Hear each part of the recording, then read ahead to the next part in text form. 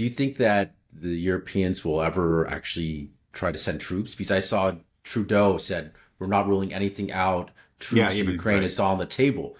Do you think Putin's shaking in his boots right now? The No. Mounties coming Yeah, over? right. Of course he doesn't want it to happen, but the Russians have said again and again and again, that that's just not acceptable, and they will be regarded as combatants if they're sent over there. And, therefore, we could have an Iskander strike and dozens, hundreds of Western troops killed. And then where are we? I, that could happen, and that would be a dangerous situation. But I think it's just that the the Europeans have such a weak hand now that they would just have to back down, and their own people would just be angry at them. Why did he send them there? We didn't ask you to. And look, now But my son is dead. And if it's a cause that they really believed in, then sometimes it actually just inflames the other side, and they said, now we're in war, and but I don't think you see that kind of you don't see that kind of popular support in Europe. So if those troops are sent there, and I think it's unlikely, again, because of the lack of popular support and of real military capability. But if they are, if some of them, a significant number, are killed, I think that will just be the end of it. I mean, what else can Europe do? I mean, besides sending troops, because it seems like they are so wedded to this position that we're backing Ukraine 100%. At least people like Keir Starmer and Yeah. Macron, and they're talking about a coalition Right. of the Yeah, willing. it's important to point out that actually other countries, other governments who are very strong supporters of Ukraine, like the Baltic states and Germany and Poland, have ruled out sending troops. So that makes it, I think, and if the U.S. says, "Oh, we're not backing you up," I think that was obviously always the hope, and that was really why I believe that Macron and Keir Starmer went to Washington D.C. last week and met with Trump, is that they were hoping to get some sort of guarantee of a backup. We'll send our troops, but you need to provide air cover, or or just serve as a backstop. If we suffer some kind of reverse, you got to come in and help us. But that's just not going to happen. I don't see that happening under Trump. So, do you think they're not going to send troops? And do they have a plan? What are they going to do? Yeah, they What don't can seem they? to have a plan. It's just that their plan is to plug their ears and shout more loudly the same old slogans. That's, as far as I can tell, that's their plan. I mean, there's talk about forming some sort of European military industrial complex, a European army, but they haven't had any success. I don't think it's going to work. I really don't. Talk about increasing production. Again, they've had 3 years and we've seen virtually nothing. I don't think they have a plan. It's just, So, their plan was, and they're still hoping against hope that their first plan will succeed. And their plan was, of course, to support Ukraine, sanction Russia, and then watching glee as Putin, along with the rest of his government, was overthrown by angry Russians, and then they can move in and break up Russia. And they clearly were thinking something like that, and some of them, said so, yeah, outright. That didn't work. So you still, I think that it's the only way to explain their behavior is that they haven't actually abandoned that plan. They don't have any other plans, so they can just keep on hoping against hope that somehow that works out. There's still those reports in the media, especially in the European media, but you see it here too, that the Russians are on the verge of collapse. We've seen this from the start of the SMO and even earlier. I think I've read these stories, for at least 15 years or so, that Russia is on the verge of collapse and Putin has cancer and is about to be overthrown in a coup.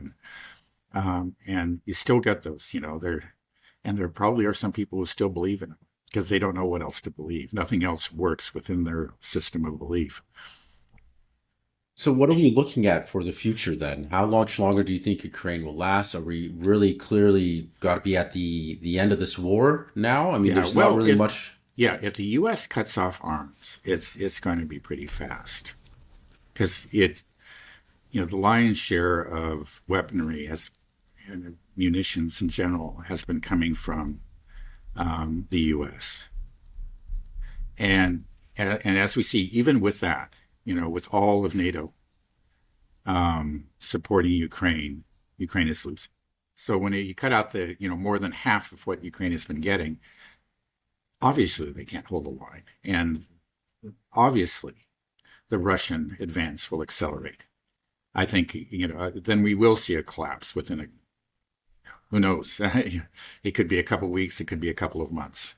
If there really is. I think that they maybe have enough weapons on hand for a couple of months. So they might be able to hang on for another couple of months, in the way they are, which is still suffering heavy losses and retreating, but not retreating that fast. But after all the weapons that they have so far, after those are destroyed, they're used up, there's nothing. And they just won't be able to fight. It will be a rapid retreat or a wide scale surrender.